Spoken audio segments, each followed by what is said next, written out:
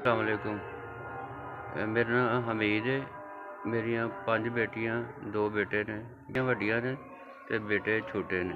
किराए ते रहना मैं।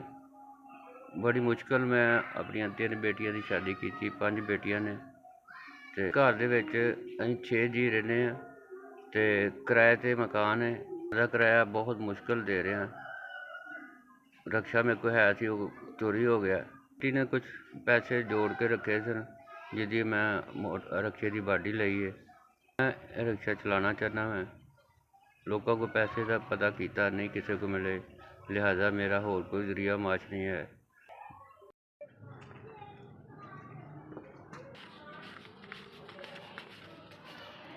मैनू 15,000 रुपया मिले मोटरसाइकिल वास्ते। जिन्हें भी भेजा वह बहुत बहुत शुक्रिया। अल्लाह ताला नूं जिंदगी सेहत सलामती देवे ते उन्होंने बहुत ज़्यादा देवे ते अल्लाह ताला दा कबूल करे।